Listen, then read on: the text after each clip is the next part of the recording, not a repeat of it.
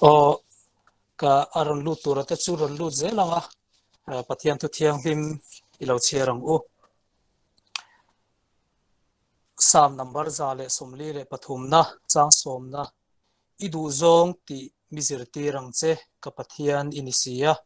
i tharau chu atha ani ramdik taka chuan mishua yang che ti le bible chang lar tak Thuhriltu bungsom le pakhat na chang kwa na hi Thalaite u in that lai chen ula in lano pan viau lai hian limro u amai ro chu pathian in chunga ro arel don ti hrerangang che u engma eng to nei su ula in pangtina tu om hek su se in that lai hun arei don lo chang som pathum na heng thu zong zong khai khom na hi ingai thate ang pathian tri la athupek te vongro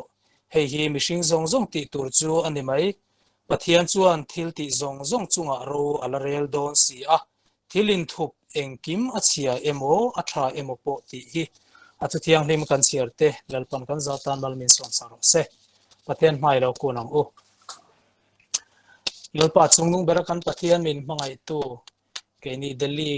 Kristian Thalaite polte zanina Inkhawm na hun thatak min pek le wangin hena amasa in lom thu kan ron soye kumtluanin Sri Lanka ra keni Thalaite kan fel le that big wang nilovin kan Thalaite puitam takte mualan liam kara nangma bethei le choi moi theya kan nun na min la zo saka wangin hena lom thu kan ron soye zanina kan hun man turte power supply le internet konga te event him kan du a thataka he kan Inkhawm na hun hi kan man theina turin lok thlak taka kan hun te min nei sak turin I kharau thiang hlimin I kan hena lo chengla kan som che ani khongai min chan lam tu du tak kan alpai so Krista mingin kan ron dile che amen o ole hei zanin hi Hruaitu kan program angpa nga ya chuan a Hruaitu tur chia kan nilawa ka Hruaitu turte anan man rem chan tak lawa chuan keima min ron ka chungan ron tlak tira ka in sit ang reng hle maya midang han han hruai jok se o ka ti ril ruk lain kan Hruaitu ten keima chunga ti lo thei lovin min siam nin ka hria a pathian rem ruat pon ni in ka hria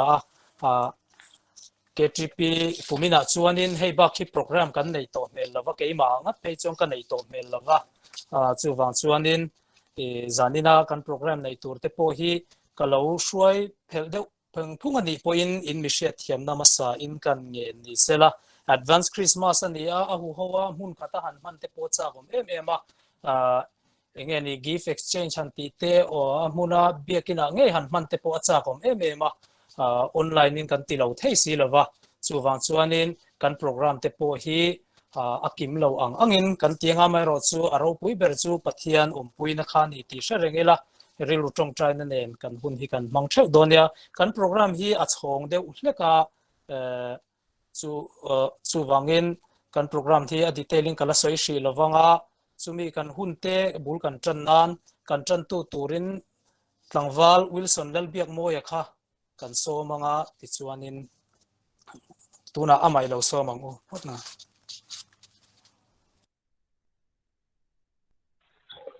pathian thu thiang him longai thang u chanchin tha lukazia bung ni chang ria ta changa chang som pali chanchin tha lukazia bung ni chang ria ta changa chang som pali subin tin sumiram ve ka chuan beram ve tu te an oma chana an ram ho an venga phula an ria chila tin lalpa van te ko pakhat an tianga alo dinga lalpa ro puina in an ve chu aron chun enga tichuan an hlau ta em a tin van te ko chuan an hmena lau su ulang ngai ro u mitin ta to chan chin tha lomom em karon thlen cheu ani voina hian in tan davida ko a chandam tu apiang ta lal krista chu tin hei hi in tan chin chiana tur ani mosen pona tuam ran chapek na thenga mu in hu ang ati a tin thok le khata van te ko hena chuan vana mi ho mipui an lo ta chiama pathian an fakpa chung lung bera pathian no pui tapin ro se changa alom shin ne na rem tu leng ro se an ti a pan thu te maso se trong chang o ol pa kan pathian en kol tu boina since Christmas mong le thei tura hum chang te ke ka ni lom tu kan sila che boina hian pa kan tinlung a lo piang le nang ma da hum kan tu che pu la ne tu la pa boina kan hun man tura hian chung nam le pon nam ki boy te chu chi sang sang ka zengin ni nam puila chan vo ni tu ta po an chan vo chata ka non ti theng turin ikara thiam min no puyang che abul min chan to min chan sak to nga to tanga min kha su ta turin pai so min ka di le okay ole tikhan kan program hi aditelin kala soishi chi alawanga kan secretary kan somanga ani naron pu ron soi sela te chuanin kan program kalphung dan turte kan soidon ya tuna kan secretary kan kazanina kan program zia ka omsa te han puak turin lo som le otang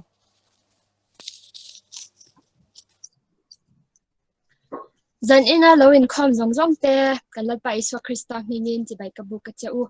he zan ina kan Inkhawm Hruaitu ina soito angkhanin advance Christmas pual Inkhawm ani a Inkhawm po kan thanem le a anom am khop mei kan Inkhawm min Hruaitu hi tlangwal Albert Lalngaihawma branch committee member ani a kan Inkhawm na Ṭantu kha tlangwal Wilson Lalbiakmawia Ulrich Zwingli group amini a Bible Chhiar Kaihruaitu watan nula Lawmsangzuali John Calvin group chuan Thuhriltu tur hi Lalbiaknunga Kohhran Aiawh ani hi aron lut tlai mai theya khakha kan hansoi ngani se chuan zan ina hian Duet kan ngai thadona Dr. Lalrosanga le tlangwal si Malsawmkima ani hi Kaini branch tan chuan ni khwalan ni lova ni kum meya khanin kan OB te ni in chalai KTP mindin puitu kan Hruaitu ten ni azan ina hun chatak an hun chet takara rongbona kan somna tengai poimo a miron tel sak the hi kan lom hle ani heba ka hian kanuna Krismas awmzia ti nula Rachel Lalrini John Calvin group achangin kan ngai thabokanga tin group INELNA debate kan neyanga hi group tin atangin mi pakhat minute thum zel hun nei turani nga kan debate topic tur hi COVID-19 hian Kristian Thalaite rinna kawngah min tichak ti ani donani zan ina hianin kan soitak angkhanin Delhi KTP kan Hruaitu lo ni to thin te le kan member lo ni to thin te kan Inkhawm na miron man puiba ka Dr. Bilo Yaja hi Dr. Lalrosanga THUPUI nu ni kan zinga ron telboka ani kan lom na hi thutlem kan soyanga I want to take a moment to extend a warm welcome to our sister Dr. Milo Yaja, who is a colleague of Dr. Lalrosanga. Sister, we are so grateful that you choose to worship with us this evening. We pray and hope that you will have a blessed time with us. Thank you so Can much. Thank you so much for inviting me here. Thank you. Thank you so much, sister. Kan Inkhawm le hun tour program hi kan puang lo kanga December ni som pariata hian kumtop Inkhawm kan nei dona heta hian kan Inkhawm na Hruaitu watan nula Lalmsangzuali kan branch assistant secretary anianga Ṭantu watan nula Lalpui Lalhui branch committee member anianga Thuhriltu watan tlangwal Laldu saka branch leader Bible Chhiar Kaihruaitu rin tlangwal Alex Lalmuanpuya Martin Luther group anianga he Inkhawm hian secretary report branch secretary nena changin ngai kha kan dibokang November tha rinna thutiam lu dan kan puange iblut zongzong kha ipsom ni le panga ani sum fain cheng sing khat sang ruk le zani ani tin kan branch member in nei somna oma hi kan puang nga langa kan fanu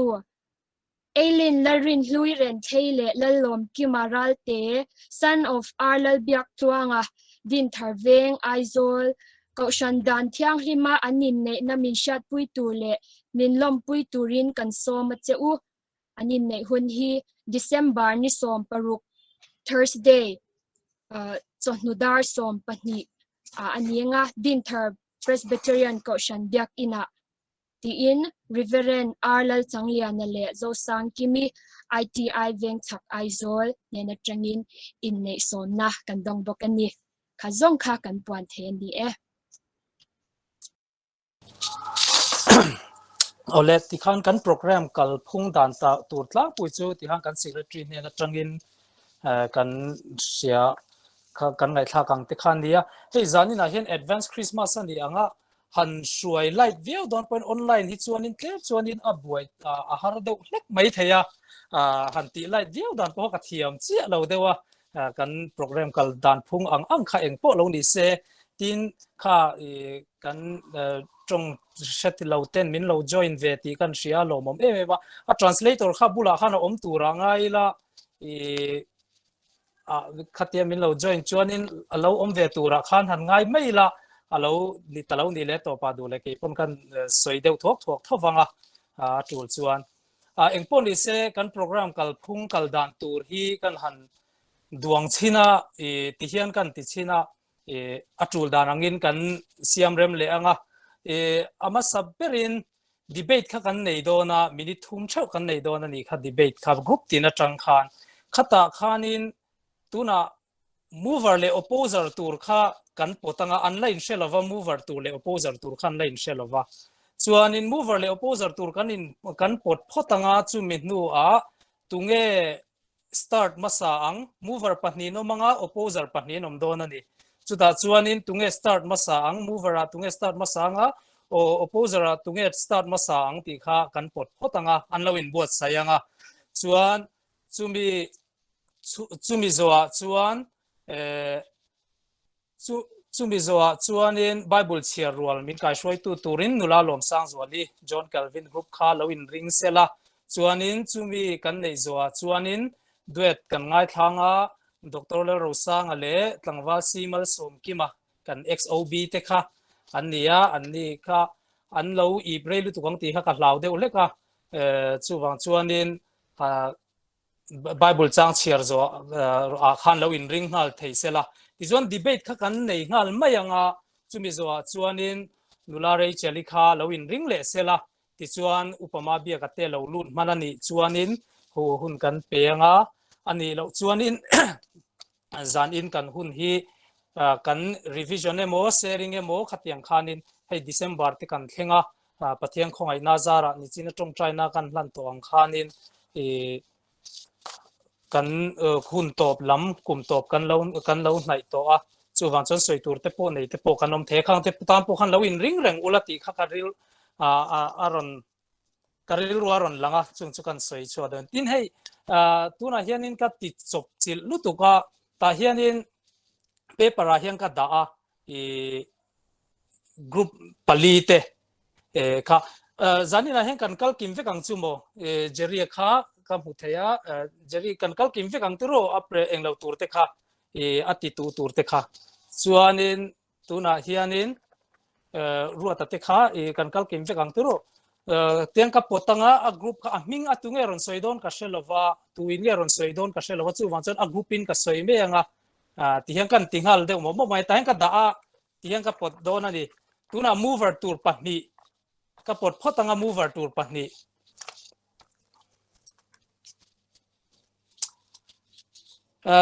mover tura chon John Calvin group pakhatania John Calvin group mover tura khan John Calvin group le Alrich Zwingli group ani donani mover tur kha yang ka secretary kha min lo chin sia saksela Alrich Zwingli le John Calvin group kha mover an nianga opposer tur kha ti kha chona chiang mai turo pahni te kha opposer ini donani Martin Luther le John Knox te kha opposer ini doni chuanin mover khanin tunge soi masa ang ti kan en lenga kan ti lenga movera khanin a soi masa tu turin John Calvin group khan a soi masa don ani John Calvin group khanin hay ka pot tak tak ania ni in mu thei lo mai ve ka du karon arrange stop lo ania John Calvin group khanin a soi masa nga chuanin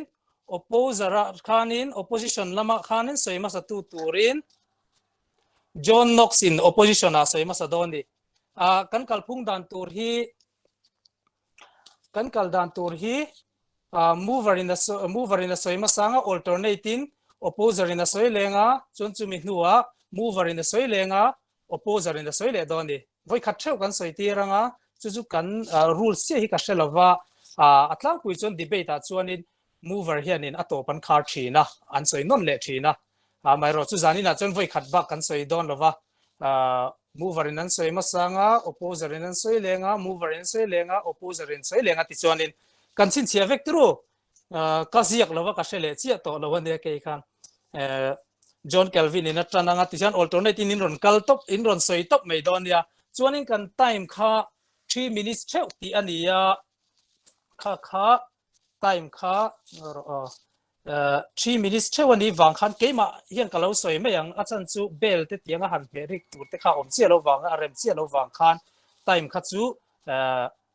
keiman huna top kha kalau soi mai don ni mo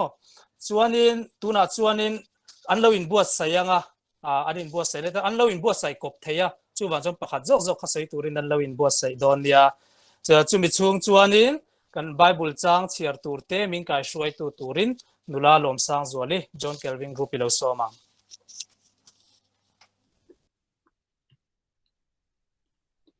zanina kan Bible chang Chhiar tura karon thanchu chanchin cha luka ziak bungkhat chang somli paru ka changa chang somnga panga le Chhiar zomin chang somruk pasari achanga chang somsari pakka minang wala mari fakna hla le Zakaria shillokna luka bungkhat chang somli paru ka changa somnga panga le chang somruk pasari changa chang somsari pakwa pathian thu thiang lim ilo chhar hawang u tin marin kanun hian lalpa achoi moye katharau po mi chandam tu pathian chunga alom ta em a aboy nu nam tu awmzia a akhongaya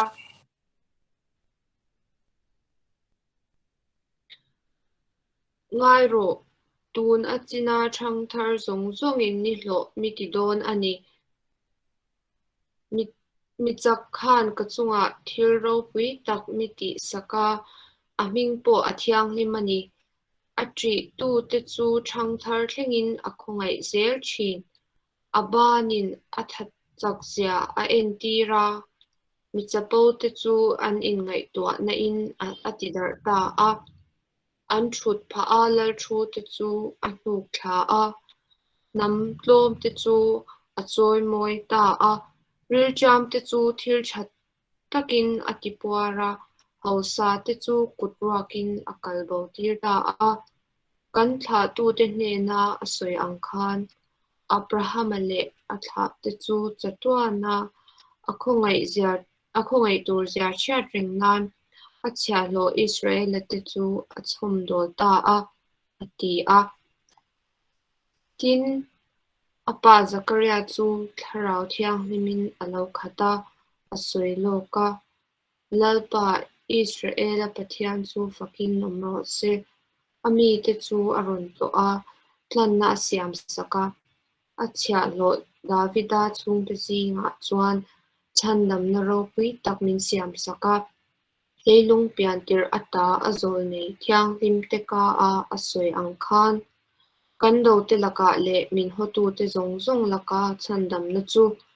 kan thla tu te khongai nan le athutlung thiang lim sha reng nan kan thla tu Abraham ne na chia chamkha kan do te laka kan hima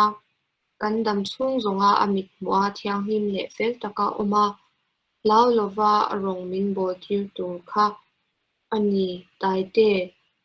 nang hi chungnung bera zol nei an ti ang che akong te siam turin lalpa hma ikal don si a kan pathian thin lunga khongai na awangin an sual te ngai dam nan ami te hna chan dam na thu sha tir turin chungmi awang chuan chunglam atangin ni chuakin min ron to ang thimzi nga le thina hima thu te en tu le tamuan na kunga kan pe pen tir turin ati a pathian ni thiang lim kan chai te ai ta na ni to te Amen. Ole tuna chuan ka soilok am khan kan zai tur kan ex ob te Dr. Lalrosanga le sompuya tlawa Malsawmkima kha kan in pe chuanin hun mang turin ni Lawsomang Ole Zanina Kristian Thalaite Paul Delhi Branch Advanced Christmas man na program poimo taka afa class atura min som hi kan lom tak zeta hey Delhi hanchwa santa ka phe chuanin hetiang rong bol na te hi injinga kan nei le ngai po kan lo ring meu to lova amero chu kan Hruaitu du tak tak te du sak na te changin hun thatak min siam saka branch committee chunga lom thu kan soini Delhi KTP te rong bol na hlu tak hi pathian in Kaihruaitu sela thalai tam tak tan ti sa le tharau cho kan langna alo ni zel theina hi kan tong trai na ani Delhi KTP te min som hi kan loma kan ngai poimo em awang hian in ti lo tin lo palle ahuna te internet chiang kon lo le thuta wanga thul mai ang chi te ha ngai pal kan hlau em ema ni zan le voilama te po kan internet nge nge te po a chele dai mai ni a mizoram mam chu hetiang ang kan ni le thina wang hian in kan zai hi kan on record sa a chu Thuhriltu kanon chop chuak don ani lal thar lo piang tur che bai buk nan ran thlenga mun tloma ti la kanon sadon ani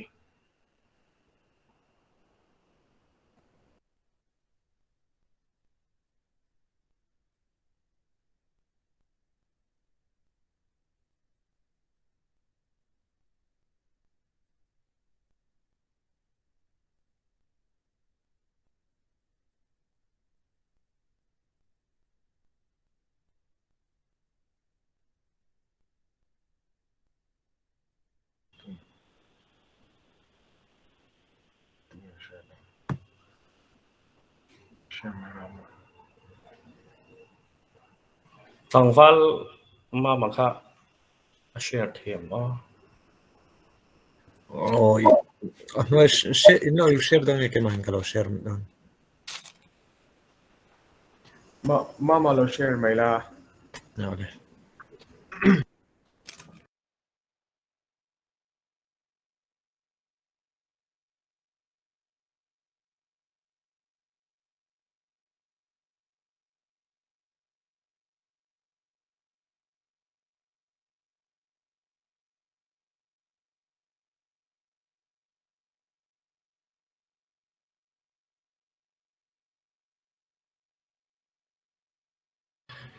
mama unmute ro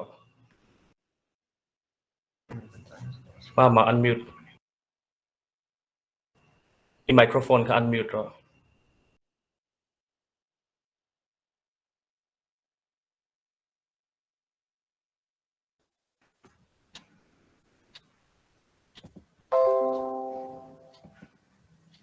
Kana share them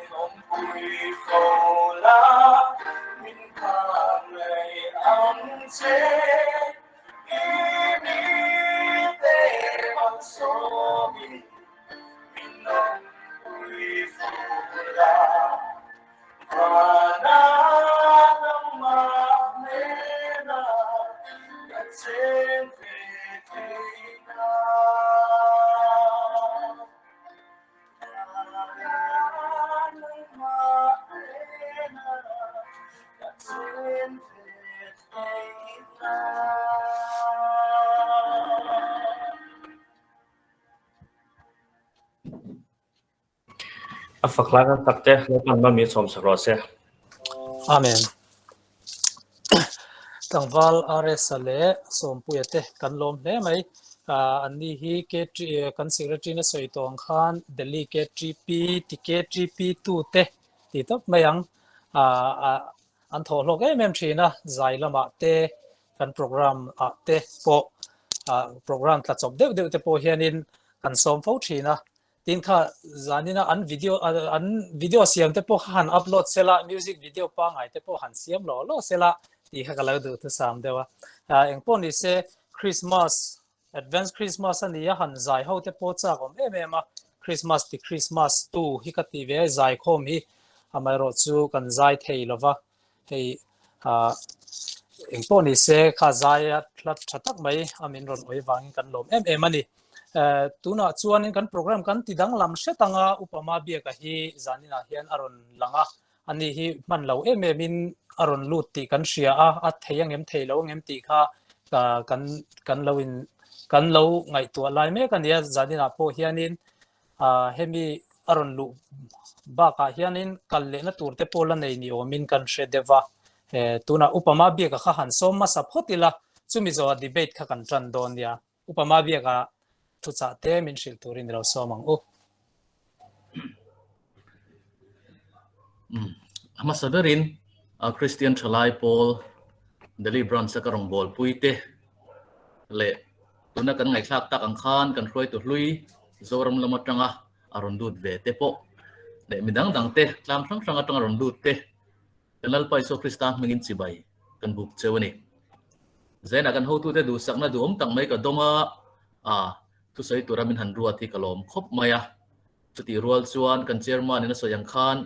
voin ni Kohhran committee hun ruat khalo ni lau maya tin kan committee hun tur tak ka hi kan lo soi fel chia lo bok nen chop malama te khan committee ila chu zaina hen hun thol tak kan nei thei tur te kan nga ya amaro chu tlai lam te kan committee ta ka wangin in program te karon ti buai ta le mai chu ti te ka ria a ka in thiam lo le mai a chu ti rual chan in ti nei tu takin hei tun hun a hin karon lu ta akan hun man zo po in re ta ka om zui thelo mai theya achunga te po chuan in mi ria thiam na kan dil nga la ni zena hian thu cha toy soi turin kan in buat saya he advance Christmas te kan mang me kan ni a Christmas lam hoi te soila thang im oti te ril ruwa chuan oma amaro chu en poni sela karil ron om ta ber zo Kristian Thalaite Paul te na kanin nga na kan thupui rong bol tura chandam ti chung chang te le kan thil tum pali te hi toy te in ngai tu hobila chu kan hlok pui tura te poni anga ti ten karil ru te kan siama chu tiang lam chon zena hian kan in Paul ho do na ni pathian thui lo ngai thang u FSC bung di chang so thil thatia tan Kristai suwa chuan siama omin ama kut chuak kan ni sia chu thil thati chu kanom na turin pathianin abuat sai lo kani athu kan Chhiar telal panmal min som sakro se amen FSC bung ni thu kan en chuan helai thu a hian chandam na chungchang thina ta nun na ti thupui kan hmuwa chuta chon chiang taka min hril chu misual kan ni lai po khan thi kan ni lai po khan laliso Krista hianin pathian paro pui takrem ruat na in chandam na khongai na vai milo siam sak to ti kan hmuani chumi min siam sak azara chon ke ni chandam fa te chuan kan omna tur chu thil thati tura ruat kan ni thu tuna kan talan khan kan han mule ta chu thil thati chu kan omna tura pathian engkim ti thena fel taka lo ruam manani chu thu chu ke ni Kristian Thalaite Paul te na kan thupui kan in ngana tura kan than chu lo ni ta helai thil thati hi engchen hinge moni Kristian Thalaite Paul te na thil thai kan ti ve ang le han ti hi zona the ni enga molai deuh khan Central KTP kan hroi tu phachon he tiang en soya leile van inkara thil tha zong hi Kristian Thalaite Paul te kan ti turani kan ma ni tin helai thu soi ni adik na chen te po ome leile van inkara thil tha zong chu han ngai tu taila vatam don vele o tho sen po ni don amuni kan ti mai thei ome kan ngai tu zong te kan tui zong te point ang lawanga then chuan hei voi ni kan ram politics te po siam thatangai ni te kan tianga tin thalai ten kan ngai ne engai ni kan lut zong te kan ei zon na te kan zir na konga te tin Kohhran chunga te po siam thatur tam takalo oma tin kan ram kalphung hrim te ami mal nuna te po ni anga chu tiang jan thil tha tam tak hi ti turalo omani mabak tam tak kha ho zong kha kan address don chuan kan soeng deuh khan han tho sen rual kha ani si lawa chu wang chon hei kan ho tu ten thil tum pali fel tak min lo nei puya hen kan thil tum te hi he kan KTP in nga na tangan lak so hi ni nge te pon alanga he kan thil tum te hi kan thretlang tura te chon kan nga ya Hruaitu te Thalaite te zinga po le manau pangjok deuh te kan la oma wangin kan la chiang lo mai theya KTP hanin mana kum som tel te meu kum som ni tel te meu hanin man chon kan thil tum te hi zan lai dar som pania po kan mula hi min kai tho sela kan soi nga zot theng ti tur khomin kan fria ani ema bi ka chuan hemi chungchanga hianin ani na ang taka ngai tu na hi ka nei tlai khop maya KTP ka overdon kum nia khan ka chuak chawni chu wang chuan zena po hen kan zawain i ka ngai poi mo FM maya he kan thil tum te le kan thupui te hi voini tang theu hianin ingai hlu ilati kha kan soi du kum ni vele mot or kala nei ti khan ka ru ron tlana FM maya chu tiang tak chon tun ma zong Hruaitu kan ni member kan ni lai te khan he tiang tak hen ka ru lo ra theng ngai lawani chu wang chon zena po hianin i han soi lan kan du na chana ni helai rong bol na han soi hianin an soi thina kan mi thiam te chuan ini Kristian tina rong bol na kan soi hi chu tlom takatanga intran kan lali so Krista po ina ami hring fa pa mi po rong bol sak tura lo kala ni lawa mi zong ta na nun pe midang te ta na rong bol tu rong kal kan ti ina soi ni chu kan lali suwa kan pathian kan zui hi ni chu wang chon helaya KTP tina rong bol na chungchang atrong kam kan man hian sang takatanga rong bol sak lam ni lovin niam takatanga mi zong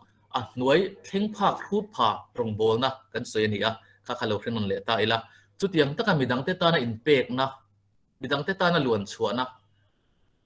Kohhran te po ni anga pon lama te po ni thei ome kha tiang taka midang than na turin emani chu in da bo fekin Isu Krista nung zuin สันชินทราเราดาร์ซาวเซลนะตัวรัตานักเก็บเป็นกันตีตัวทั้งเก็บเป็นเตอันนี้ไทยโอเมแต่ส่วนประคันหน้าส่วนกันทิลตุ่มประคันหน้าส่วนอิโซคริสตารินนั่นแหละอามาอันนักกงทลายเตรวยกันในนี้อิโซคริสตารินนั่นแหละอามาอันนักกงทลายเตรวยกันคอมมิตี้น่ะเตกันทุเรียนน่ะตินเร่งอาเตเฮียนเฮกันทิลตุ่มฮิปโปยหมกคบมาอ่ะกันช่วยตู้เตกันนี่เอโมเมมเบอร์กันนี่เอโมคริสเตียนทลายพอลเป็นแอคทิวิตี้กันในครั้งเตฮีอิโซคริสตารินนั่นแหละอันนักกงอ่ะทลายเตกันช่วยนะตัวรัตานอัตรังกายยังเอ็มที่ข้ากันนี่โจฟว่าไงนี่ทุกกันติดลูกโดนเร่งคอมมิตี้น่ะปอนี่เสละเฮกันทุติลูกตัวกันเอเจนดาเฮียนอิโซคริสตาเราเตลเวตาเสละเอ็งตินเงอังไงยังแล้วลิส่วนเหตุที่เอ็งตินเงอังไงตัวอังติค่ะอาการริโรอมโฟเสละทายกันริงะจุดที่ยังตัวจันกันอินซาดูบอกอ่ะอิโซคริสตากันนุ่งซุยเบรหิอันนี้สีจวนแล้วลิโซคริสตานุ่มเตปกันเรียดเจียนง่ายอ่ะอันนี้ก็กันซุยนัตูรินอามันเอ็งกิมมินเราหนุดเชียอัตยังคันแล้วลิส่วนดูซงเตดูเราซงเตอติดานชินเตอติเหลาดานชินเตอันนุนดานเตกันเรียกเจียนมังไงนี่จุดเกนี่ช่วยตู้เตเลกันไก่ช่วยทลายเตปอยนะจุดเม็ดนุ่งกันจุยจุงไงตาจุดยังตะกับอิโซคริสตารินนั่นแหละอามาอันนักกงกันฉันเล่นเทนตัวตานชวนเห็นคริสเตียนทลายโพลเตดินกันโลนิตาอาโมพูดตู้เตกันโลนิตาอันนี้วันนี้เห็นเอ็นเลตตาอีละเกนี่ช่วยตู้เตกันนี่โมทลายกันนี่โมอิโซคริสตารินนักกงอาเฮียนกันช่างเลียนเงี้ยที่เฮียนินเงี้ยนี่รูทีนปังไออังไม่เกี่ยจีพีเตอินมังอินกันอินโคมากันตรงทรายเกี่ยมันนี่ก็วัดละแอคทิวิตี้ช่างเตจันโวเตเนี่ยตะกินเจตะกินกันติดหลอดลิงริงดอันนี้ทีพีละมาคันเป็นขัดดังเฮียนเป็นเละรำตัวริงกันอินซอมดัวที่ตักเจตินอิโซคริสตารินนั่นแหละอันนักกงอาเฮียนกันช่างเลียนตัวนี้เห็นกันทิลตีซงเห็นจุมิลำจุมินหอยตีร์ตัวนี้ตีค่ะเจนักอินซอมเลยนะจูนี่ประคัดเลียจนปนิน่าจนกูครันกุดเกนิตัวรัทลายเตบวชใส่ตีออกมาทิ้งปฐุมหน้าจนกูครันหัตโตตีปุยลินตีอมบอกกันนี่เห็นไม่ได้ปนิในคบมาตีเห็นนั่นละกบโดนตาอีละทลายเตฮีวันนี้เกนี่เขาเห็นติกเนี่ยเอ็มจวนกูครันช่วยตัวเตพาสตอร์เลยอุปาตัวเตปกันละนี่ยังอ่ะกูครันไปช่วยตัวเตมิสุนารีเราคุยตักตัวเตปกันละนี่ยังเฮ้กูครันหัดชอบกุดเกนิตัวรัวันนี้กันบวชใส่เนี่ยรู้มันนี่กันอินเทรนนิ่งกันเทรนนิ่งในกราวนั่นนี่กูครันกัลพุ่งกันเรียดเจียนเตอันสวยชีนะนังนี้ปนกันเรียงเฮ้ยหุ่นเทรนกระตาจวนโซรมละมาเตปนนี่ตัวกันกูครันอุปถัมภ์ตักเกจีพีชุ่มหินเกจีพีเบลจังชุ่มหินนั่นติดชีนะมวยเตปกติอย่างนั้นคบไม่ขัดเตียงข้ากูครันอุปถัมภ์กันในชีนะนี่ส่วนกูครันเสียเองกิมข้าอันรอนมันเฟกชีนะนี่ทอหูนักกงอาเตเราเรียนนักกงอาเตอันรวมอามารอจูเทรนกระตาจวนเกจีพีอินมังเจียเลมโลอันหุ่นไล่อันทัดหุ่นไล่เกจีพีอินมังมันโลเตปนนี่ยังไงเลทิลดังวังเตปนนี่อังหลายคนนัวเตียนรินมังกูครันเตกูครันคอมมิตี้เตียนรอนลูตาอันนี้เขาเห็นฮาร์สนันตอกฟูไม่นี่กูครันกัลพุ่งเตียนโลกเรตอกโลวะทินรินนักกงอาเตปนนี่โอเมขัดยังตะกันจิกลัวกันโนอมโลวังขันฮาร์สนันตอกที่นั่นนี่จู่วังจนวันนี้เกนี่เกจีพีเตฮีกูครันกุดเกนี่ตัวรักกันบัวเสนักกงอาเฮียนินอย่างเงี้ยนี่ฟิลชัดตักกราวด์ชัดตักกันนี่จุดยังซองกันไงตัวนักกันเสียงโฟร์จะง่ายช่วยตู้เต้นจุดยังจนกันเอ็นง่ายทลายที่ปนจุดยังจนกันเอ็นง่ายกูครันฮัตโตเอ็นตีนันกูคุมินาจนกูครันชวนินมิวสิกซีรีส์วารังโออันที่จน KTP เต้นมิวสิกซีรีส์ลำเต้นกันเราทีเวียตินรำทาร์ละไม่ลงช่วงโออันที่จนรำทาร์ซองเต้นบัดเจ็ตเต้นกันเราด่าอย่างเงี้ยนี่วอกเกมกันเต้นกันเราที่ขัดยังกันกูครันฮัตโตที่ปุ้ยจิงตัวซองเต้นกันเราอินบัวใส่ชีนะรู้มันนี่เองหมดเช่นก็ตาข้าให้กันเฟรดลางาโซรำละมาหันที่บิดตายละกูครันปะวลายโพลเต้นเราดิ้งสวกตาหลอมอมเลยมา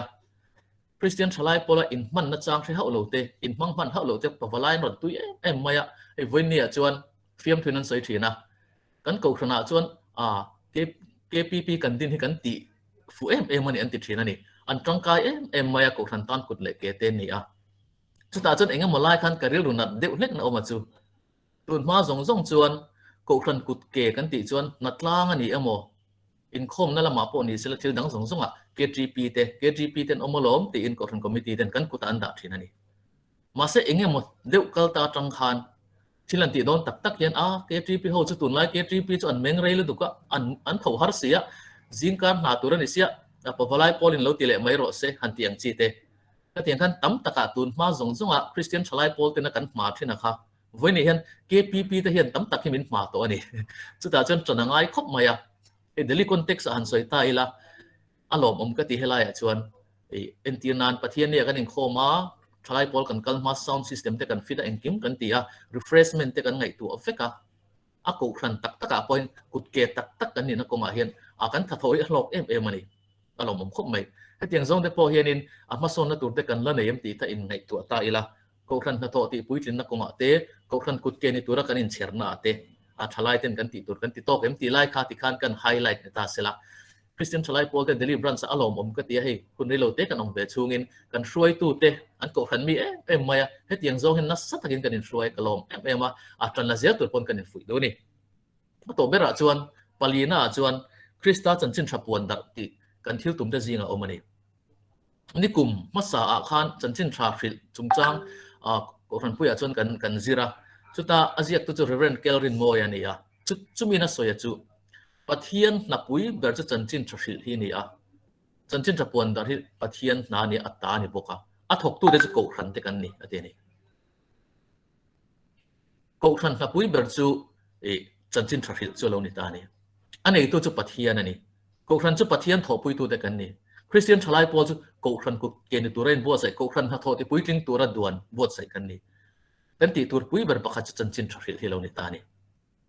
chu wang chuan kan activity strong a hian in enle tila in ngai tu ta ila a chanchin thrafil chanchin thar zau na tur zong in ma kan laim nge ke mani thalai sengsong kumsom pali atanga kumsom li in kar na kan nuam ti zong a kan tui zong ngor hian kan tlan vakem ti lai te pokha in chu chiang ta ila nge ni a kan thil ti na hrang a hian chanchin thapuan dan na kong kan hoizel chu po chu kan in zona tur lian tak kan in karinga tin hei Mizoram atang ten a chanchin tha mission fila te kan in ti thina missionary te a poisa tam tak kan seng thina ni kini ero chu daily context an soi tai kan van nei maya designated missionary chu kan ni lo mai thei ma se voin ni a hian a fila kan me kan kini hoi kan le khazirna ate kan na thona ate pona wa chhuwa kila kan mu te churing no mi ten ni a auto kan chuanga a Uber kan la mo kan driver te churing no mi ten lo ni ta a bazar a wakalila kan dor te le kan mu te churing no mi atam zo kan ni tongka in pathian tu eng dikla pon soi arem kherlo engin appropriate kherlo ve the na chin omani amaro chu ngoi rangin kan nung chang kan khosak mangin iso Krista chanchin thai kan thil the ni helai deli apo he kan rongbol tu te zinga mi pakhatina soi thina alom ka ti khop maya thian pa nang chu i pathian hi adikani karing inun hian aking mai inun hian a support mai ati thin anti thin ani khatiang tha ru pui ka ti khop mai kan thian ring lo mi te hian min en wanga min thira min chiara kan pathian hi biak pui tla ka min ngayem zui pui tla ka min huem nge ni thian kom na kong apo ai angeu nger chi mo nam dang te ka ra po abuai na siam chi mi dang thurol pui theilo khatiang mi dang te ngai theilo riu te kan lo ni em soi chu ka review kan soyanga nam dang ngai thei chung chang apo hian ei racist te chu kan hrena sa a sa prama te pon na sakhop maya mi zo te hin en chiang taila ke ni aya racist sin omangem o te ka ti thina ni kan ma son na tur ani karin nam nang te kan ngai theilo em mai ka tinge mani o ka ti pathian siam vek kan ne u naw vek kan ni ya rong bol ho tur kan ni ya chungna ma te phei chuanin biak in pakhata te pokan loi vek tura ngai taila he khovel kan jin chung re lo te a hian ngatinge kan tong thiam ve lo te kan mail ang lo de te kan ngai thelo em ti dekha aril rom ta sela e kan sei thui lo nga chuwang chon lali so chon mi zong mangai turin min tia heng ho zong tenen hianin i Krista thi senatlan ten 5 vek iso Krista thi sen mang vek kan ni chuwang chon voini a hian kan zinga mitam tak chu tiang chun oma kan missionary na tur feel an ni kan nung changin kan tilanga kan theyang ai tran puina te pok an tianga ring lo te na an rin om view chon keni ring tu des kan rin om le zualanga an taimak view chon kan taima le zualanga kan nun hian hei so Krista chanchin tha hi kan lan chu tir tur ani chu Kristian Thalaite Paul te na kan thil tum pali zinga pakhat khani a voinia hian rongbol tura thupui nei tu te kan ni a thil tum pali kan nei kha kan thil tum te ka kan nun min gai tu ni sila min kai hroi tu ni sila KTP activities sang sang ate kan thil tina kong tin re nga hian khang kan thil tum tele kan thupui te hi Israel ang u Isu Krista ram azau thena turin ho u kan zawa in thebato pin pen thar le mu ti kan in cha non le du ani athu kan soite kan zatan lalpan malin som saklo se Amen. tong try ang olalpa kan pathian min mangai tu Kristian Thalaite Paul Deli Branston tun huna hian advanced Christmas bangin program him takan mangme kani heng kan program te lalpai ko ta kan hla ne iro puina turin min man sakla nang ma ne na kanin kar kanin zomna thatle zual nu tur lo ni sela kan du tunai thu kan ngai thak tak ang khan lalpa rin taka kanom na muna pia nga te nang ma ta na Thuhriltu rin irong bol tu ni thei turin min puila Isu Krista rin na ko nga te minang te Kaihruaitu ni thei turin min puila Kohhran kut ke ni turte Kohhran na tho te puitling turte le Krista chanchin thapuang darzel turte poin lalpa kan thiam na te kan theina te kan zawai min ti nun sakang che khongai takin lalpa zanina kan program man hi kan zawai tan atharin mal min som sakleng che hengi pa Isu Krista min kan dila che amen Amen. Alom ome thui deuh han soya tan po cha kom khop mai ngai thak zanina khanin Bible chang karil ruwa ke po atir lama khan kan Chhiara thalai te in thatlai hi chenulen da no pan bel hen hlim ro ti hi thalai sar kola chonin hriat zin ber te zinga mi ani hialing karinga tin kan lo pan te KTP te kan lo in mang ma ve aizola te kan oma wangin he Bible chang hi chu leklam hi ani fo maya kan hret zing ani ama ero chu tun nuwa he kan kum te ke ni po kum kan lo o chu nulam KTP anga chung kan lo kai chho ve ta me karil ro ron lang kan thatlai hun lo rei lo zia te hi he Bible chang an lo chiar te hi alo om mangi o ti te hi ka ngai tua in thatlai hun rei don si lo tuna kan thu cha ngai thak ta kang khan kan thatlai hun hi arei lo em ani mishing da kan dam chung rei lo zia Bible kan ria chu mi chunga po chuanin arei lo em ani delia om kan dia tuna thu cha kan ngai thak ta kang khan kan om na mun chewa kan rong bol na kan om na mun chew hi kan rong bol na vekani nam sang thok kan nia zirlai te kan nia chen nurse te kan nia chen zirtir tu te kan nia tin na sang thokin kan omania kan vela hianin rongbol na tur tam taka oma chuta chuanin keipo hei hun enge mo chen kum sari don lai chu university ate kan thoka min chik zia hi ka sha thina ni kan thopui kan lecturer pui te na min chik zia hi ka sha thina ni tin kha han soi don la soi tur tam taka omang tin nang ni pon soi turin she chawin kan ring tuna thu kan ngai thak ta kang khan KTP kan ni chan kan KTP thil tum te a hian chiangila ti kha kan han soinon vele du ani tuna chuanin debate kha kan lo tan don to anga debate hi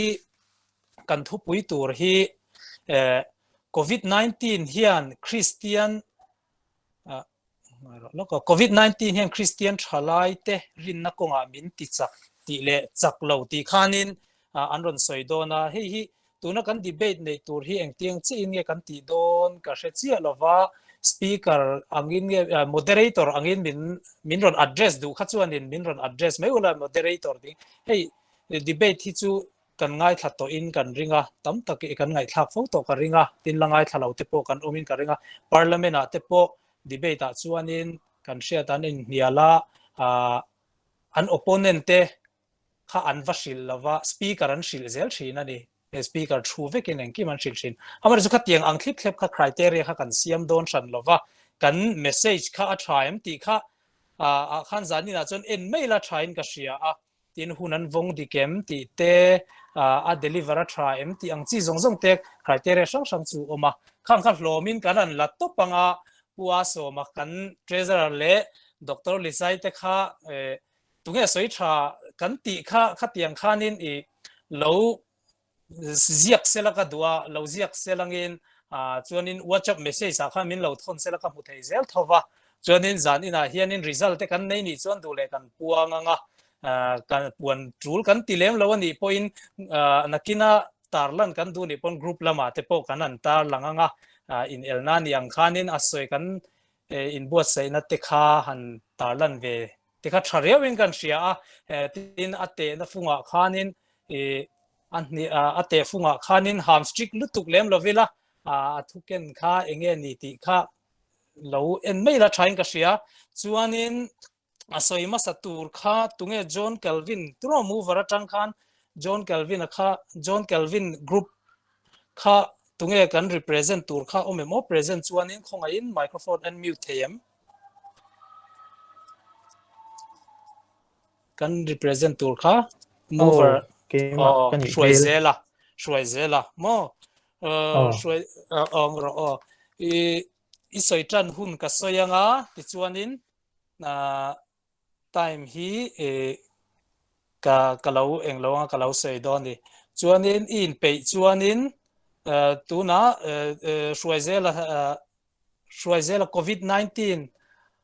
hian Kristian Thalaite rinna konga min ti chak ti chungchang soiturin Shruaizela lo somang ka soi main thil tlem kan soi ve sim manga ti mela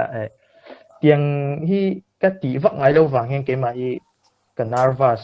nasata tuna karan soi pon okhu de te lo omani chuan mi lo shethiam ula soi ka dua ujeri ha min du sak na vai min so ma hei karon ti vele ke impo chana hen achak lo na la hi ka lo impo chana sama zo ka achak na lai kan ron soya han achak lo na lai atanga achak ka aron chak dan po ha karon soi lu dei me thea rong kwal me thea ha mi lo shethiam me donia ma sain COVID-19 hian Kristian Thalaite rinna konga min ti chak tinia min ti chak na ka hun ol kan nga hei COVID ma te chuan na nei tele zirlai te kan lo ni wangin chuawa na kan lo neya tihan kan hun tam jok pon lama kan manga ho kan hoa le in le ha tonan kan hun kan mang le thil dang daily basis anga han nei top don chuan pathian mani du thuanga han nei don hei ke mani thalai chho ang pe chu min lo kai peng koi tu lo tam em ta ni chu ma se hetia COVID an lo ni ta ga chuan lockdown te lo nia kum thatam ti khan ina kan lo oma hemi hi pathian bel na hun tha min pe ka ti ta le bible te kan lo du angin kan lo Chhiar nem pha bok ta le entinan pathian thuwa te po kan lu chil du ang te ti na hun tha te kan nei pha ka ti le COVID an lo nia tia lockdown an ni wang hian chung kwa in pol ho na tha ten lo oma tin nu le pa te tan pon fa te ke mani thalai rual puitling zirme te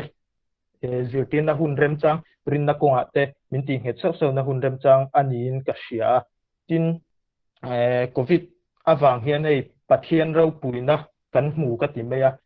kan trong trai na sa chung khat lai na hnai te le ke mani nge ya pot hian COVID kai te kan lo oma le a then te pe chu hei voi ni thlanga pathian ina min ven himna awang te pon heng te hian kan rin te ati het le zualin ka sheboka tin in lama kan lo na satai tian chuawana lo ngai na sat lo vain rui thei thil le zuk le mum no po hian kan film pha deuhin ka hria hei hian rin na konga po min puin ka hria rui thei thil le heng tiang simna nei hi tin mani in hmu chian na ka ti bokai ina kan lo om hnem ta ka chuan thil ngai tu te kan lo nei ta le ke mani nge ya po kan ti dik lo tele kan lo addiction ang te ti me ang rui thei thil kher ni lo anga po chin thalo hang tiang te kha kan hriat fia pha le simna konga min hruai tel ti hi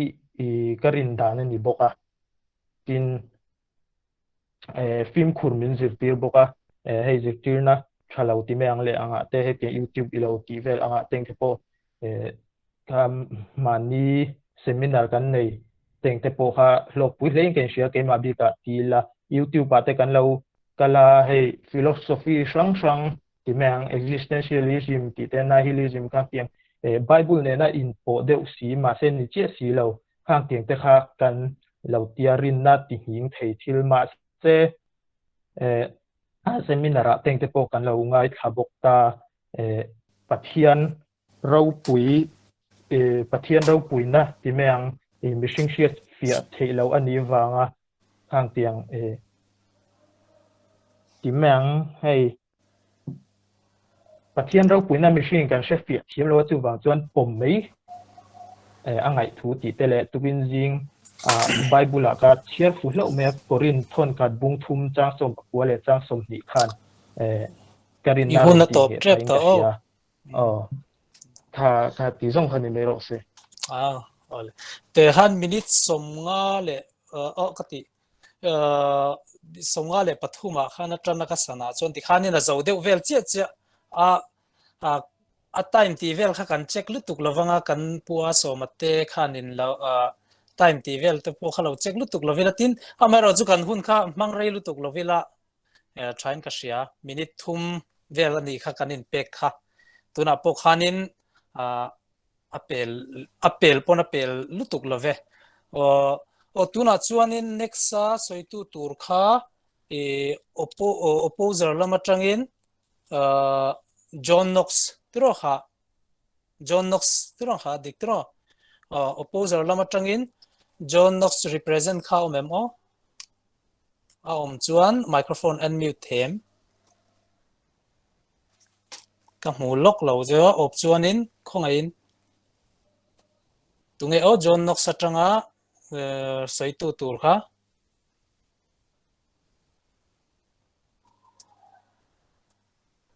cho microphone unmute them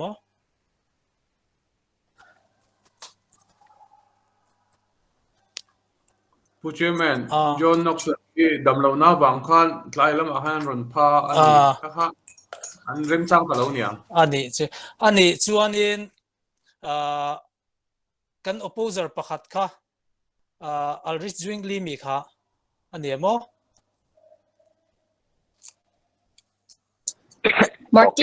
Martin Luther o kan opposer pakhat zo Martin Luther khatuna se turin lo so mila ngor o sanatang hianin tikhanin o tan mei ro le pumare dai tor sign lo tu se kan thupui COVID-19 hian Kristian Thalaite rinna ko ami ti chak ti hi movers lama tanga han movers lam poi ka hupur puye ema dik taka han ngai to zon mani chak po hian ni zo tila min ti chak lo sia hi chu a she tu te kan vek ome son hei ama sabera han se ka pela in Kohhran Inkhawm hi Kohhran ho in pol khom nei thil poi mo ber te jinga mi pakhat ani Kristian kan ni na kawngah hian hemi kan ti theilo hal rama po hi mi ti chak lo tu pakhat chunia Sunday school zirlai tur Hruaitu telamin thataka an lo duan sa te po kan han zir lo ringot te po hi nasa takin hei hian kin zel thang point mi ti chak lo tel do na ang kati hei karon sai tua chuan thil mok le do chu thil sual po hi kan ti hian ama sabera kan ti hi chuan shom ti na hi kan nei thina kan ti rei tel tela ngai a kan nei chobe tel thina ni covid wanga kan Inkhawm lo hi aswal kan ti sual ka ti lo kha chu thil natural theng ve shum kan ya ma se chu ti chung po chuan hanin ngai to le tila covid ron lu ran tir te kha chuan a tir tha hi khat te kha chu Inkhawm lo kha shom kan ti lu tu ka na hi kiam bat se kan te kan tong tra Inkhawm kha kan chak lu tu ka ni ma se he kum hi well ran dia kan han Inkhawm le chu zep thu seng lo veng tina a shiat vek noya kan tlem za te tia tang te po hian hei te poi mi ti sak lo tu ani ti su a chiang ve bok ani a pathum le na chuan hei social media to kan Inkhawm the ring alom te po kan ti ni mai thei ma se hei han ti tak a chuan a zom tu te chu tlem te chau kan ni social media Inkhawm tam a har zia te su a she tu ve kan nia Kristian kan nia sual do tur kan ni kan tia ma se kan Inkhawm han ngei to hi chuan kan viewers han ngai to hi chon khoi tlai moni kom kila ghost hunting te po hi a viewers apo kan thameu lo ni kan Inkhawm hian mo chu wang chon kan chak pha chu a ti thei a har riau in kan ni chuanin han ngai to chon tiang hi mizo society a hian hetiang hi ala theng lawa mizo Kristian ron lu tang hian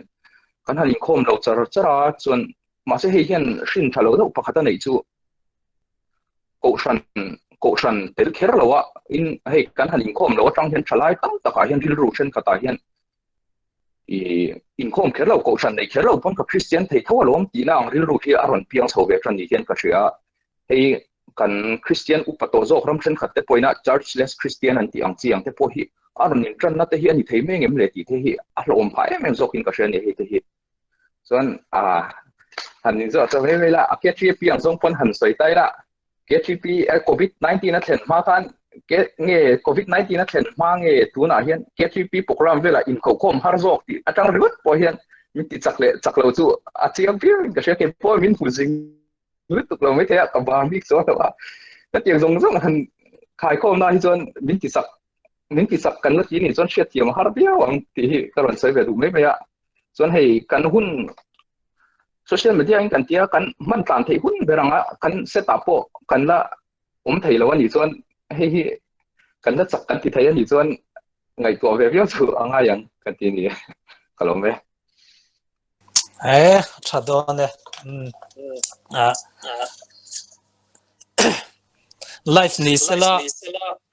biakina nge fellowship fellowship hall vela te han ti deu tila hanin hial deu babba bila anuam turane online hi chuanin han ti te hi har thina ole tuna next turin mover lama tagin alrizwingli represent kan som le hale o shetei azoi de usleka Ozia ti kan topic han en hianin movers lam pon is opposers lam po to na opposers su yang khari na har se em eng hingeron se to athat na se to ni a har athala na se to he I avoid tak em ma se movers ke ina zara kron oppose do hala achina ron se kha voina te po han ke ni ang zin na awanga zin tan chuanin rishike sa dei ko ma se he ta han kron telve thei pa teng te po hi covid tang kai na ani kron tia chuanin covid hi kan sheva kanga ke mani mi ka pumpuin kan sha na hi danglam takani he na hi inkai also takani chung kwa tinge ngi te bokanin hlawa pon kan chwate phejonin kan pheikhok te kan sila kan putte sanitizer nen kan lona kan kala in chunga lani se mundang kan fakal la in minlo khung sanga tikhan ashom ema na kan kai cha phejonin ni sompali min han khung sanga room kila kan oma kan chung te po mangam lawin fit thum tu soilo fit riat fit som te po kan in high by rungot pheita ni ta mu in mu pon rala trangin kanin kan kutte kan ve me kan phone kanin bia in quarantine lab kan in video call in chunga min khung sanga riru hi aboy ema ma se dia riru boy ema kan omla hianin he khovela han thalai kan ni kan sianga boin zana I helaya ron khom te po hi atlang puin ha thok kan ni ka ringa ke din te po private kan thoka kan boy ema ni zingkara kan thole rualin office kan thana bible po kan khem man to lo kan hoa kan ha ema zana kan hoa in chunga mani om kan ni phejuan ti tur tam takalo ma ni lenga darkar som na kan thop phejuan kan ha ani chuwang chan pathian thu hi kan tan ke wani ang I kharawa chak lo tan phejuanin a hard sa ni chu pathian thu ma che sunday te kan ve Inkhawma mizo chu society le englo in Inkhawm in nuam timi kan ni wang hianin kha kan pathian ba biak na hunania ma se he covid omatang hianin vanram hi a groupin kan kai don lo mo mi mal hi kan poi mo ni ki mani thok kan poi mo ani pindan chungrila tang hianin tuna kalom ta kalo covid kalau ka ta chungrila pindang kan ha minhan khung thang chuanin pathian chaklo hi bel tur kan nei lo ni chu he covid hi tuna chatuana lo om tur ani lo ta Inkhawm te chu kan chak fikani chu Inkhawm te chu atha pathian chu kan vakal khan khami abo ro ringot po khanin kharawa chaklo tan po khanin chakna min lo pe kha chu ka accept tu ma se khatila ren khanin vandam hi ahu hawakal tur kan ni lo mo mani mi mal wanga malte te kal tur kan ni in kai sak thei kan ni lo mi mal kai tur kan ni hi min sha non tir le ti chuanin mani mi mal thaw han ten chakna kan han be dong tak chuanin bible kan chiara pathian belnan kan manga ani lo pon dam na thok tam takan lo kala na kan thok thei do lo sum tam tak nei bazarang kai thei lo school kai hoin school an kai thei lo atopa chan pathian chaklo chu bel tur kan nei lo wa sum tam tak nei pon hostel an chang lo an sum nei ja tang kai nam lo atopa chan ke ni Christian tan meu chuanin pathian kan neya chuwang chuanin pathian kan delna ani in ka hria chuanin tam tak chung ko te pokan hanin phone na atopa chuan I soitur tam tak han gossip vel ti a hin tunang lai chu mi dan na chu lo ni a I mi lo tong try sak ro ani lo pon mi lo tong try pui ro ti hi kan tong kam man ni a hetiang ringot te poi tong kam mal som na ani kati lo thei lo wa chu wang chuan ke chu covid hi ke ma mi ram mal ro ro wa po ni se biakina langkhat thin ba ila ke ni ang mizin mun tan thlatin na zin tan phi chuan he zoom te google meet te kan hmang te hi kan hlok pui em chu wang chuan in covid hi atang kai karon te ni kalome alo ome angai nom thin thế mai John Knox kha aron kan represent kha a ti message ka donga tuna John Knox kha a chuanin represent ilo som vele ngal mayang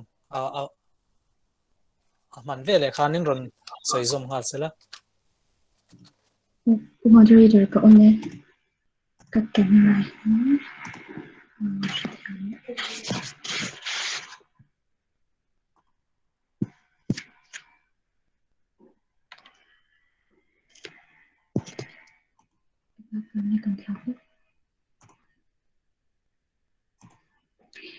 ka signal kha chang lawa pun moderator na tin khan ka lo shit hi lawa chu bang chuan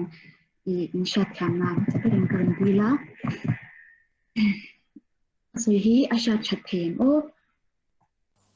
them shit only zanina debate kan thupui covid-19 hian Kristian Thalaite rinna ko ngamin pichak hi pu moderator te chuanin kapum lo reng ani a ama saber chuanin alang sarber kan ho thei chu biakin tu nan lo homta Inkhawm hi kan claim ema a shom nit tuka Thalaite ain puitling hi an tamzo ka upaho si te hi a khat tamzo ka ni a chuanin han enila covid te lockdown te online khanin mental health cases te kha asang lut tuka WHO report ate po depression te anxiety te kha mayan tam lut tuka khati lai khanin tam tak kha chuanin an bela ti kha chuan an ti hlaya online crusades te programs te camping te atam lut tuk alo mom lut tuka ma se khati ra kan han en changi la han bi changi la hetiang attention ho zong a majority ho hi chu angai bok abuai ngai an buaya a aten ngai hian an aten an hun zong an manga engkim tan chhuan lam oma tu na chuanin yang khala ni zela I kha da na hi athen ni tuk bokani ama chuanin duty anga kan ngai ta Inkhawm te kha chuan an Inkhawma in kha da na te alo chho te zela kha bang khanin in hon hnuwa po Inkhawmai chuanin ka in siam pe ilo ka thoma pe ilo ti te kan chhuan lam kha ni a kan that cha phak le tu ka le covid hi kan chhuan lam tali tu ka biakina te po 50% an ti pon kan khami kha chu in ti ka ma social distancing kan ngai poimo protocol kan follow nga SOP kan follow ngai kan te ma se ai ni pui tam pun na kan kal thei tho kan chan te nen po outing su kan kal ngam tho ma se biakina ero song kan kal du lawa chuanin I thu fing te bung som hi pali chang som pero ka inja kha midik zong voisari kuma se thole ang miswa ero chu thil thalovin ati tu hen wang wang tiang khanin pathian kan nei chan hi thil enge mo wang pathian kan nei chan hi kan din hun that lo wang he covid ma di pun pathian lo nge sakle chenem lo ngai ho kha chwanin I anu pun lockdown lai pun de anu pun kan la kan system kan la ngai renga ma se pathian kan nge sak chani ke mani ru kan tui hal na atang nge in a chwa lo chuan enge mani wang Please try again. Enge mani chan wang ani kha chuanin kha thil kha kan pung pel nu khan khami chan kha alo zia huna khan pathian hi kan het pha do na hetiang rin na hi chu rin na tak po ani lova I social conformity psychology ate po an se chin ang khan anol puina anti chin kha kan ti ve zel shin ani tuna po atira anol puina online services te attenda rual polo kan hab kan attend be anuwa anol puin anti lo chuanin kan ti lo vele zela hi kan social animal ni le kan mental makeup dan shim ni chu karon se ke ber chu ni se kaloni ole alom ome zanina group kan group atanga group sang atanga ron represent te chunga lom thu kan soya an ron ti clocking veka wangin kan lo alom kan ti khop mai tin zan program next a khian kan kal leng hal mai anga kan nakina kha khachu kan soi zuyanga debate chungchang khachu hun hemi kan program top lama hian tin kan Inkhawm hi atop trong China ming khar sak tur hianin kan assistant leader hi Inkhawm emo kan leader khan min shil themo kan assistant leader hi Inkhawm emo ka mukim thei lawa chu wang chuan a Inkhawm lo in ka ria trueผู้เชื่อมันคอมเราในไม่เทเรากินเทเราไม่เทกับมุมีอะไรไม่เกี่ยวกัน ole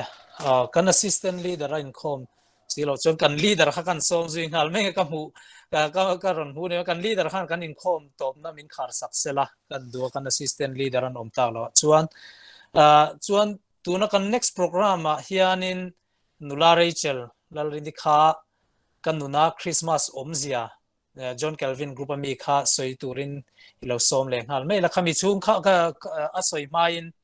the tuna kan debate result chung chang kha kan treasurer le kan secretary khanin whatsapp khanin min lo shil ula ti chuanin kan neng lo don ne tuna nula Rachel ilo somang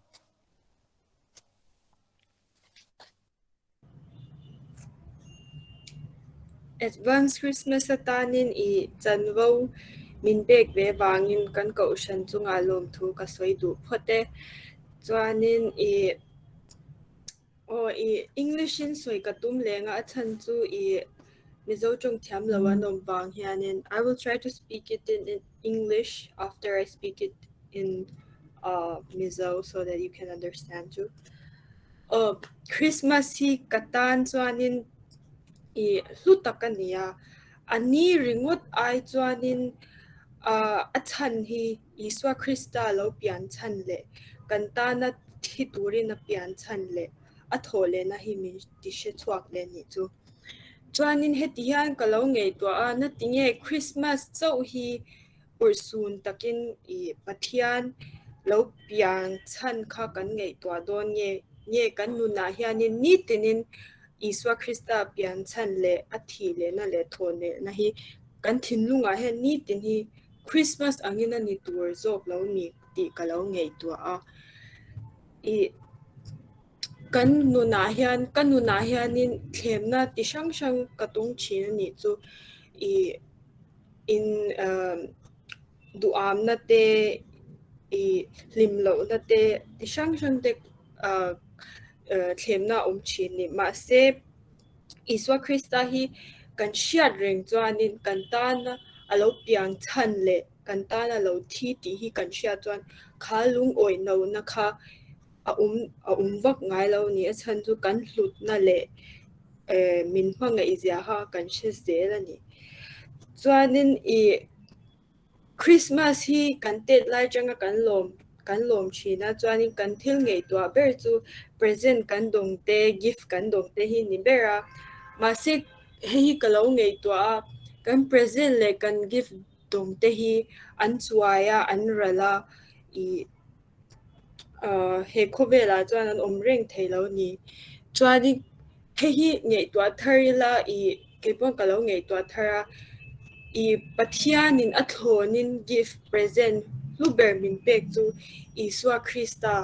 chu po chu kan engma ti ngai lawin athlonin min pek ti hi shethar leila kalo ngei to ni chu chuanin rom bunga chang som pali changa chang som pasaria hianin Krispas an chan ke ni swal kan piang tirta swal ni to engma ti lo po swala piang adam ma panga swala piang ho te kha Iswa Krista bangin ngei dam na le khongei na zara chan da min kan ti kha ka she chuak thar ni chu rom bunga chang som pali changa chang som pasari nima sela adama huna changa mosia hun thlei mi zong chunga adaman pathian thupek oi lowa thil swal ati tak anga swal ti ve lote chunga po thi na chuan thu aneya adama chu local turanen te khinani nima sila pathian thil thlon pek chu adama swal nen chuan in anglo takani kha mi pakhat swal awang khan mi tam tak an thia pathian khungai na le mi pakhat Iswa Krista awanga athil thon pek chu tam takin andong thung ani pathian thil pek le mi pakhat swal chu in anglo takani mi swal pakhat awangin thiam lo channa alo uma amai ro chu swal tam tak awangin khongeina thiam channa alo umta mi pakhat mi mal swal na awanga khovela hian thi na in rowarel ta ani si chuan mi pakhat bok Iswa Krista awangin pathian khongei na satak le athil thon pek thiam channa dong tu te chuan nun changin ro pui taken ro an rial nge yang ti hi ka thin lunga alo lang lian bera I pathian Iswa Krista nge I swala kan tluk lawa ngai damna kan nei theina ni na lo pianga pakhat chau ti swal wang hanin I swala thivek tur kan nia mase kan pathian pakhat chau Iswa Krista wangin thandamna kan nei the ti hi shethar leila changke pon kanuna kalo shethar ni chu ti hi ka soi du ni I was thinking about why should we only celebrate Christmas as a holy day and as a very important day. Shouldn't we like consider every day as Christmas and remember our Lord and Savior Christ, the reason he was born and why he died and he rose again, because in our life there's so many temptations of sadness and not being satisfied and being discontent. But if we remember the reason why Jesus Christ came for us and he died for us and he rose again, then all of that temptations becomes a little bit better, and we remember our identity and we remember that we are saved in Jesus Christ. And all the gifts since childhood we have been like, most of the time it's all about presents and gifts, but we have to remember that these gifts and presents, they pass away, but the biggest gift that God has given us is Jesus Christ, which is free, and we don't have to do anything, but we have to submit to him and believe him, and it's for eternity. Also, this verse really speaks to me that because of one person we were fallen, and because of one person, our God, Jesus Christ, we were saved, which is Romans 5:14-17. But from the time of Adam to the time of Moses, death ruled over all mankind, even over those who did not sin in the same way that Adam did when he disobeyed God's command. Adam was a figure of the one who was to come, but the two are not the same, because God's free gift is not like Adam's sin. It is true that many people died because of the sin of the one man, but God's grace is much greater, and so is his free gift to so many people through the grace of the one man, Jesus Christ. And there is a difference between God's gift and the sin of one man. After the one sin came the judgment of guilty, but after so many sins came the undeserved gift of not guilty. It is true that through the sin of one man, death began to rule because of that one man. But how much greater is the result of what was done by one man, Jesus Christ? All who receive God's abundant grace and are freely put right with him will rule in life through Christ. May God bless our Bible reading. Thank you. Alom ome le tikhanin kan program nei angchu kan lo mangzauta a kan debate kha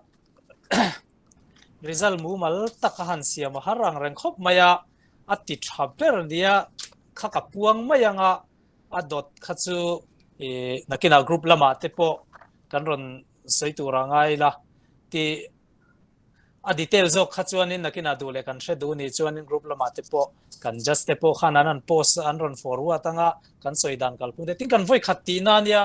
kan voi khatti na nia a tha thokhat me ma ti zong chang zel chi ni em ti kha po ti zong chang zel tlak an yang em ti te po kha ka karil ruaron oma khan ti zong chang tlak viewin donin ka sia topic chen khat te po han soize atan po tha le in ka sia tin rei cheli chunga kan lom em kha Christmas chung chang thatakin ron soya ka alomom anduna athil tonte ngai nom khop mai hun rei ta khan soya tan po kan du via wa ka du aina lo soi toi le ang reng sia chuanin alom ome a tha le mai chuanin ti hianin kan how tu ten kan endik tu ten tian an ron da na tang chuan John Calvin kha soi tha an ti bera a details ero chu nakina an ron forward thei tura kangai chuanin John Knox kha pahni nan ron da a chuanin abak pahni kha pathum na an ron da ni chu pakhat na John Calvin ania pahni na John Knox an ron da a pathum na Martin Luther le Aldrich Zwingli kha an ron da ni chuanin akha kan voi khatti na chawania tin online te nia mumal takathil ti the ni lawa kan internet kal tlanga thil ti kan ni wangin kan thu soite po real ru 100% concentration apek thei lawang ti kan ring chu wangin zanin kan soi kan ti khachu a en chin na ang chawa ngai la nakina kan ti le zel tura po abul channa kan ngai do tin zanina hei mi somli le pahni somli le paru ni chin khan ka sia solo chon li ruk vel lai mai kan in khoma alomom hle mai tuna chuanin kan hun top na min khal sak turin kan leader kha kam ni kha trong kam anei du chuanin kan so manga ti chuanin atop trong china po kha akuta kan nan don nia kan leader lo so mang Zaina Kristian Thalaite Advance Christmas mang tura Inkhawm zong te Lalisa Krista min chi bai kan bu chawa he kum top lam kan lo thleng ta Inkhawm na te kum ti ren kan kal chu pathian kho ina zara Inkhawm na te kan nei chho thei zela tun ba ki voi kha chau trum kha chau Inkhawm kan nei to do na Zaina ran Inkhawm zong te Inkhawm vek tu kan som du kan shoi tu lui te le kan member zoram lama le mun dang dang om te pokai Inkhawm thei veka Zaina hun thata kan nei the lo mama kan debate te le tuna kan special number kan nei zong te aro puin pathian ro pui ber se ti kha kan soi du ni pathian ma punin trong trai mo olalpa kan pathian kan pa du tak min mangai tu lali so Krista kan tan thia a thole na champha Krismas te mang turin ka in bua sei me ka chutiang tak tur po chong ke ni Kristian Thalaite deliverance sepon awur lok na hun te zaina kan mang thea lalpa yom puina le kai shwaina izang inai khong ina kan dona wangin hetezat mai member min shwai khoma kan loma lom thu kan nun soya zaina program kan man tak te ifakla kan ngai thak te chutiang in pathian thu kan ngai thak te le helai sharing kan ngai thak zong ham nang loro pui berang che Kristian Thalaite te lalpa nang mata na in pedeu deu tu le nang mata na kan nun te in mangzel he du nang ma min puin min kai shwaila zaina kan hun nei yelama lalpa tun kum atana ka Inkhawm to ber na tur te pokan lam chon don chu tiang zelin Christmas program zong te chu tiang kan ma chon na tur apo choi yom puina le kai shwene ka ron dila khovel mi te chuan hen Christmas hun te New Year hun te hi ti salam in bua sai na satak na kan clear tree na ni maro chu ke ni Kristian Thalaite te hi chuan lalpa laliso Krista hi katan lo athia laliso Krista hi katan thole ni ti ria laliso Krista ro puina tur ni ti ria kan nun le kan hun man dan tura polalpa iduang zong hun mang thei turin nangman member tin te hi atharin min ti chak tharin min kai shwai lem che zain hun tha min pe kan loma lom thu kan soye laliso Krista mi garon di le amen